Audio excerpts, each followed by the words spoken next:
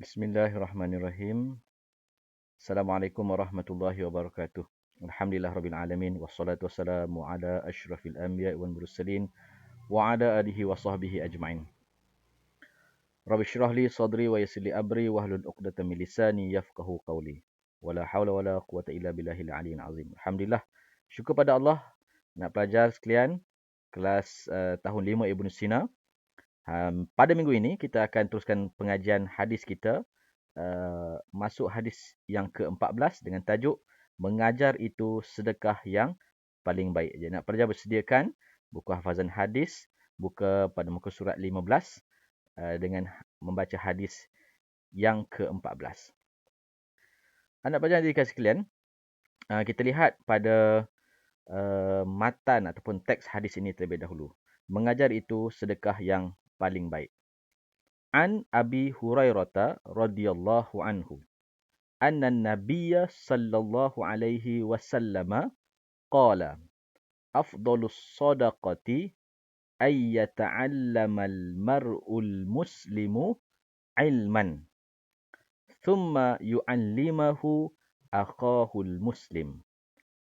Daripada Abu Hurairah radhiyallahu anhu berkata bahawa Nabi sallallahu alaihi wasallam bersabda, sebaik-baik sedekah itu bahawa seorang yang Muslim itu belajar akan suatu ilmu, kemudian dia mengajarkannya akan saudaranya yang Muslim. Jadi hadis ini menceritakan kepada kita tentang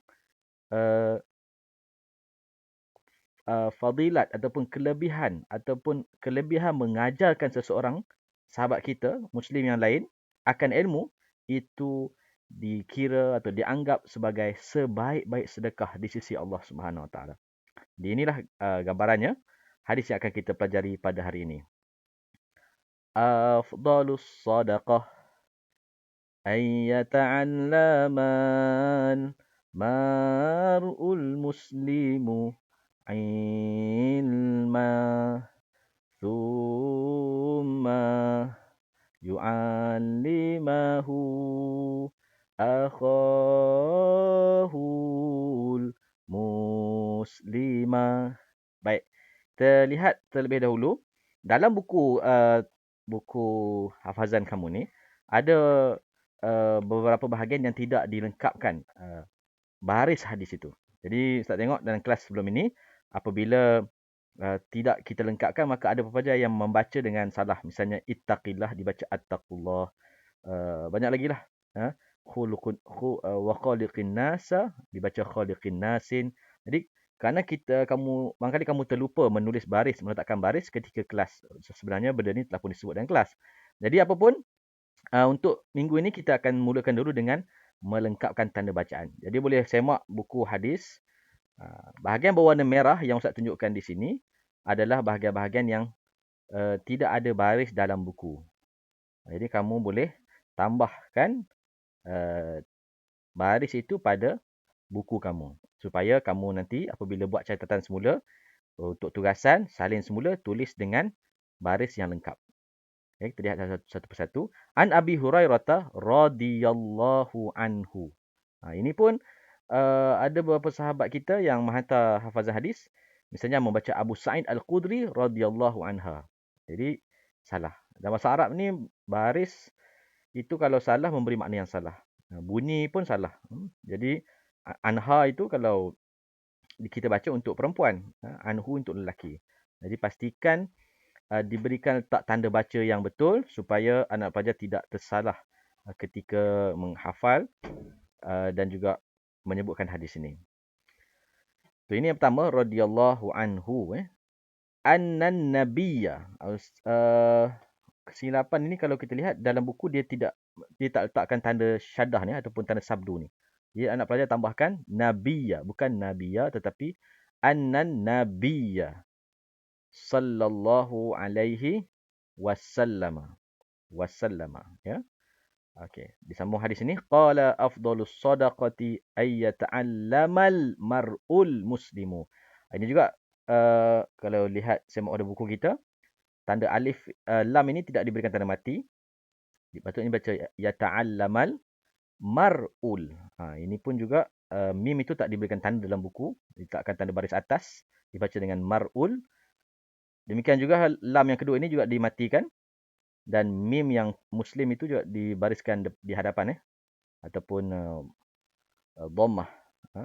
Muslimu ilman thumma yu'allimahu akhahul muslima. Ini berikan baris ini juga tertinggal pada huruf mim ini, barisnya tertinggal. Okay, itu kita lengkapkan tanda bacaan untuk hadis ini. Baik, kita sambung. Ya, hadis ini diriwayatkan oleh Abu Hurairah radhiyallahu anhu. Rugi rasanya kalau kita belajar hadis ini, kita menyebut nama sahabat Nabi yang sepatutnya kita kenal, Abu Hurairah radhiyallahu anhu, yang sangat terkenal dalam kita bicarakan tentang hadis, dia antara orang yang sangat terkenal. Banyak hadis yang diriwayatkannya. Jadi kalau kita tak kenal sahabat Nabi ni, rasa rugilah bila kita dah sebut nama dia. Jadi ada baiknya terlebih dahulu anak pelajar kita pelajari sedikit, walaupun tidak secara khusus pagi ini, untuk kita kenal siapakah Abu Hurairah radhiyallahu anhu. Baik. Dikatakan beliau adalah orang yang paling banyak meriwayatkan hadis. Kerana orang yang duduk dekat dengan Nabi, duduk di masjid Nabi, berdekatan dengan Nabi, jadi banyak mendengar hadis dalam majlis-majlis Nabi, maka dia banyak meriwayatkan hadis. Disebutkan sehingga lebih daripada 1,600 hadis. Fakta tentangnya lagi, ketika zaman jahiliah nama sebenarnya adalah Abdus Syam atau Abdi Syams, yang bermaksud hamba matahari.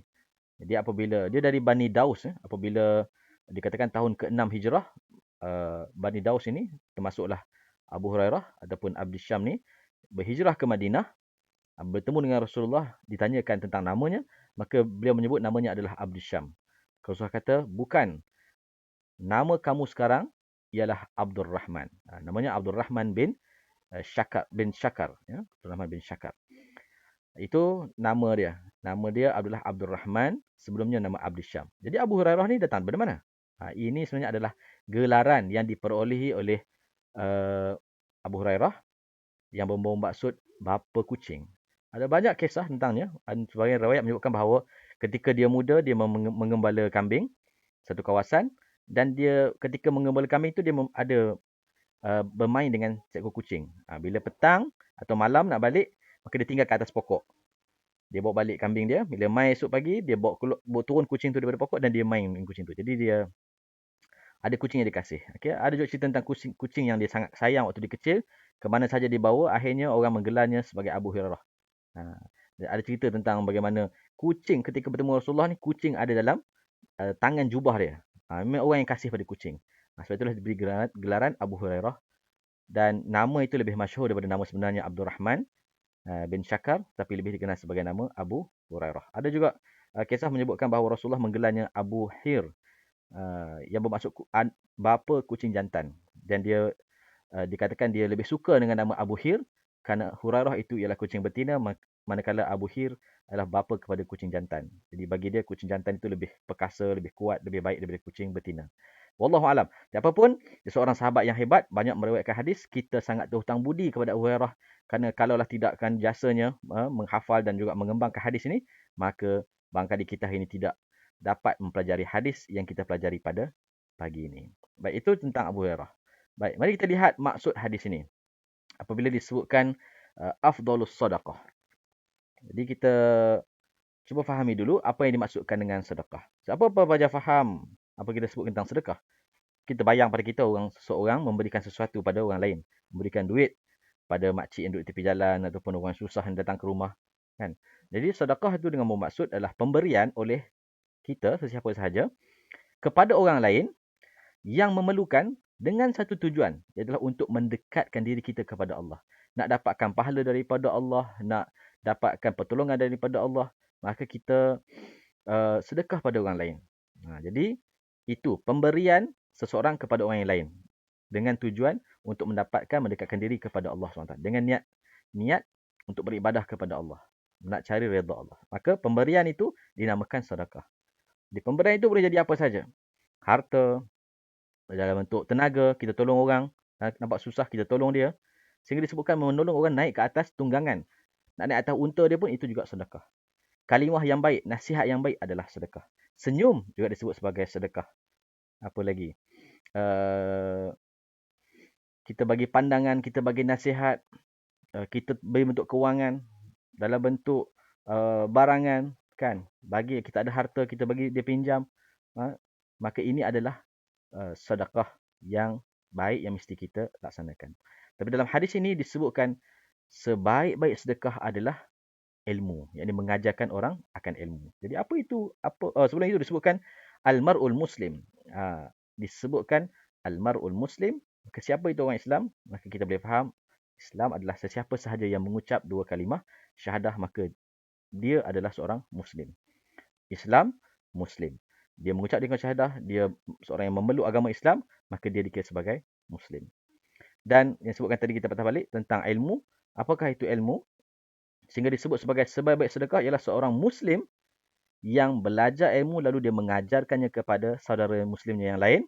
Ilmu yang dimaksudkan itu adalah segala pengetahuan atau kebenaran tentang sesuatu. Jadi segala maklumat yang kita dapat kadang-kala bukan jadi ilmu.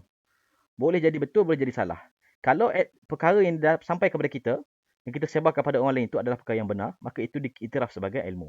Tapi kalau dia salah, fakta, bukan fakta, fitnah, satu pembohongan, satu auta, maka itu dikira sebagai, tidak diiktiraf sebagai ilmu. Maka kita mesti hati-hati. Zaman kita hari ni, media sosial kita dapat dalam WhatsApp, dalam grup Telegram, dalam grup Facebook kita, orang komen, macam-macam input yang kita dapat, maklumat kita dapat, itu hanyalah data yang belum pasti benar atau salah. Jadi kita mesti pastikan dia benar, maka barulah diiktiraf sebagai ilmu. Lalu kita sebarkan pada orang lain, dengan niat kita nak sebarkan ilmu, maka insya-Allah dia akan menjadi sedekah yang paling baik yang disebut dalam hadis ini. Tapi kalau ia adalah perkara fitnah, dia adalah perkara pembohongan, lalu kita tahu kita sebarkan juga, maka kita terlibat bersubahat dalam menyebarkan fitnah dan juga pembohongan. Jadi hati-hati. Pastikan kita, dalam Islam disebut sebagai tabayun. Kita semak dulu fakta yang kita dapat, maklumat yang kita dapat sebelum kita sebarkan kepada orang lain. Barulah dia jadi ilmu dan akhirnya dia memberi manfaat kepada orang lain dan juga kita sendiri yang menyebarkan ilmu. Baik, itu maksud hadis ini. Pengajaran hadis ini pula. Ya, pertama ialah galakkan bersedekah. Bagaimana dalam hadis ini Rasulullah menyebut sebaik-baik sedekah. Maknanya kita kena banyakkan sedekah. Banyak sedekah. Ya. Dari segi harta, dari segi ilmu, dari segi tenaga, dari segi apa sahaja yang kita mampu, berilah. Bantulah orang lain dengan tujuan untuk mendekatkan diri kita kepada Allah. Ini satu galakkan daripada Nabi SAW. Dan dalam banyak-banyak itu pula, apa yang sedekah yang terbaik? Mungkin orang bertanya, apa seafdal-afdal sedekah ni? Sedekah yang paling afdal ni apa? Maka Rasulullah menyebutkan, afdalus sadaqah ialah mengajarkan ilmu. Jadi, ini besarnya. Jadi kalau gitu kita faham, maknanya peranan seorang guru, seorang ustaz itu adalah satu kerja yang sangat mulia. Jadi, kita mesti hormat orang yang menyampaikan ilmu kepada kita. Kita dah belajar dah hadis yang lepas bagaimana kita sikap orang yang menuntut ilmu mesti merendahkan diri kepada orang yang diambil ilmu daripadanya. Bagaimana ilmu ini mesti disebarkan. Boleh jadi orang kemudian lebih memahami daripada orang yang mendengarnya sendiri. Jadi ini semua adalah kelebihan ilmu yang tak perlu Ustaz huraikan panjang. Kamu dah tahu bagaimana dia sangat bermanfaat. Maka sebab itulah disebutkan bahawa sebaik-baik sedekah adalah mengajarkan ilmu. Yang ketiga, sebelum kita dapat mengajar orang lain, mesti terlebih dahulu kita sendiri mesti mempelajari ilmu. Sebab Rasulullah sebut dalam hadis ini, bagaimana sebaik-baik sedekah itu adalah seorang Muslim itu, dia mempelajari ilmu. Kemudian barulah dia yu'allimahu, mengajarkannya akhahul muslim kepada saudara muslimnya yang lain. Jadi, kena belajar dulu. So, kamu hari ini di fasa sedang belajar. Tapi bila kamu dewasa nanti, dengan ilmu inilah kamu boleh sampaikan kepada orang lain, memberi manfaat kepada orang lain. Ataupun sesama kawan-kawan, kamu boleh saling menasihati apa yang kamu dapat, apa yang kamu faham daripada segala pengajaran dan nasihat yang guru kamu berikan, kamu sampaikan kepada sahabat-sahabat kamu. Itu termasuk dalam kita menyebarkan ilmu, dan itulah sedekah yang paling terbaik kita boleh berikan kepada saudara muslim kita yang lain. Dan hadis keempat di akhir ini Rasulullah menyebutkan tentang akhahul muslim. Bagaimana ketika kita nak bersedekah, orang yang lebih utama untuk terima sedekah kita adalah seorang Muslim. Juga seperti kita. Maksudnya kita mesti utamakan orang Islam. Kenapa? Kerana al-Muslim, akhul Muslim. Seorang Muslim itu adalah saudara kepada Muslimnya yang lain. Innamal mu'minuna ikhwah. Setiap orang beriman itu bersaudara. So, kita akan utamakan orang Islam. Kita nak beli barang, pergi kedai. Cari kedai orang Islam dulu. Tak ada, baru kita pergi cari kedai bukan Islam. Kita nak apa nak bantu. Kalau ada pilihan nak bantu orang Islam atau bukan Islam, maka utamakan orang Islam. Ya. Jadi kita mesti letakkan kesatuan orang Islam, cinta kasih kepada orang Islam ni lebih daripada orang bukan Islam. Kerana mereka adalah saudara kita, ahli keluarga kita, satu akidah dengan kita, satu agama dengan kita. Maka ini kita mesti suburkan. Sehingga walaupun berbeza bangsa, walaupun dia mungkin kita bangsa Melayu, bangsa Cina, bangsa India, tapi kalau dia Muslim, kerana bangsa-bangsa ni bukan pilihan. Tetapi agama ni adalah sesuatu yang hidayah yang Allah Ta'ala berikan. Maka kita mesti kasih. Walaupun dia orang bukan bangsa kita. Tapi dia seagama dengan kita. Sebab tu seronok kalau kamu boleh keluar negara. Jumpa dengan orang. Kita pakai kopiah ataupun kita jumpa di masjid. Dia tanya. Oh, are you Muslim? Jadi seronok suasana tu. Macam mana kita rasa kasih sayang sesama orang Islam. Merentasi warna kulit, bangsa dan juga bahasa. Jadi setiap Muslim adalah bersaudara. Okey, sebelum kita pergi pada tugasan minggu ini, kita tengok dulu bagaimana untuk menghafal hadis ini. Jadi untuk menghafal hadis ini, cikgu bahagikan kepada afdalus sadaqah, satu bahagian. Ayyata'allamal mar'ul muslimu, satu bahagian. Ilma, satu bahagian. Thumma, kemudian yu'allimahu akhahul muslim. Kita boleh bahagi-bahagikan supaya kita mudah ingat. Yang bahagian pertama ialah afdalus sadaqah, sebaik-baik sedekah. Ayyata'allamal, ialah seseorang itu dia mempelajari. Ataupun mempelajari. Siapa dia? Al-mar'ul muslimu, seorang muslim itu. Mempelajari ataupun mempelajari seorang muslim itu, apa benda yang dia belajar? Ilma, akan ilmu. Thumma, kemudian apa yang dia buat? Yu'allimahu, dia menyampaikannya, dia mengajarkannya. Kepada siapa? Akhahul muslima, kepada saudaranya Muslim juga. Muslim yang lain. Jadi itulah maksud hadis ini. Itulah pengajaran hadis ini. Dan lagunya seperti Ustaz sebutkan tadi. Kita ulang balik.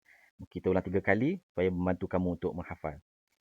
An Abi Hurairah radhiyallahu anhu anna an-nabiyya sallallahu alaihi wasallam qala afdalus sadaqah ay yata'allamal mar'ul muslimu ilma thumma yu'allimahu akhahul muslima. Dia dapat tak dia? Afdalus sadaqah ay yata'allamal mar'ul muslimu ilma thumma yu'allimahu akhahul muslima. Afdalus sadaqah ay yata'allamal mar'ul muslimu ilma thumma yu'allimahu akhahul muslima. Jadi itu saya rasa cadangan kepada kamu. Mungkin dengan lagu ini kamu membantu kamu untuk menghafal hadis ini. Baik, jadi balik kepada tugasan kita seperti biasa. Seperti minggu yang lalu. Tulis semula hadis ini sebanyak 1 kali dalam buku tulis. Dengan baris yang telah kita letakkan tadi. Dengan baris yang telah kita betulkan di bahagian awal kelas ini tadi. Dan kemudian ambil gambar, snap dalam Google Form yang Ustaz akan berikan dalam grup WhatsApp. Tugasan kedua, seperti biasa. Ulang dan ulang, baca dan ulang hadis ini berkali-kali. Hafal dengan hadis ini. Mungkin dengan lagu tadi boleh membantu kamu menghafal hadis ini. Afdalus sadaqah. Hafal hadis ini. Boleh tengok YouTube ni rakaman ni berulang kali. Rakamkan dia. Hantarkan ke Telegram Cikgu Falah. Untuk Cikgu rekod bahawa kamu telah pun berjaya menghafal hadis ini. Seperti biasa, tumpuan ataupun fokus kita pada minggu ini adalah hadis ke-14. Jadi semua pelajar tumpukan kepada hadis ini terlebih dahulu. Kemudian setelah selesai, barulah kamu beri tumpuan kepada hadis-hadis yang telah kamu terlepas, mungkin yang belum hantar, yang belum dapatkan hafalan hadis yang sebelum-sebelum ini, hadis 7, hadis 9, hadis 8, 5 kalau ada lagi. Jadi kamu boleh hantar juga. Tetapi selesaikan dahulu tugasan minggu ini, iaitulah menulis dan menghafal hadis ini, hadis ke-14 pada minggu ini. Jadi sekali lagi, mengajar itu sedekah yang paling baik. Jadi semoga kita mendapat pengajaran daripada hadis ini, kita amalkan dalam kehidupan kita, bahawa apabila kita ada ilmu, maka kita sampaikan kepada sahabat kita yang lain, sahabat Muslim kita yang lain. Mudah-mudahan ia menjadi seafdal-afdal sedekah. Dan apabila kita sebut tentang sedekah ini, perkara yang sangat besar di sisi Allah, perkara yang sangat besar ganjarannya di sisi Allah. Sehingga apabila orang mati, di antara perkara yang mereka nak buat ialah mereka nak balik semula ke dunia, mereka nak sedekah. Kenapa? Kerana melihat besarnya pahala ganjaran orang yang bersedekah. Yang kedua, kata para ulama, kenapa orang yang mati nak balik semula ke dunia, nak buat sedekah, minta pada Allah izin nak balik semula ke bumi, hidupkan semula untuk buat sedekah. Kenapa? Kerana kebanyakan manusia, apabila mereka ada peluang di dunia, mereka bertangguh-tangguh untuk bersedekah. Kadang duit ada, ilmu ada, tenaga ada, tapi mereka bertangguh.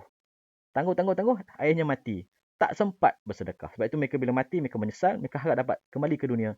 Kerana mereka berpeluang untuk buat sedekah, mereka nak ambil manfaat itu. Jadi, sama-sama kita hayati hadis ini. Kita jumpa lagi minggu depan. Jaga diri, jaga iman, jaga akhlak. Sekian daripada cikgu. Assalamualaikum warahmatullahi wabarakatuh. Subhanakallahumma wa bihamdika asyhadu an la ilaha illa anta astaghfiruka wa atubu ilaik. Bismillahirrahmanirrahim. Wal 'asr innal insana lafi khusr illa alladhina amanu wa 'amilus solihat wa tawassaw bil haqq wa tawassaw bis sabr. Wassalamualaikum warahmatullahi wabarakatuh.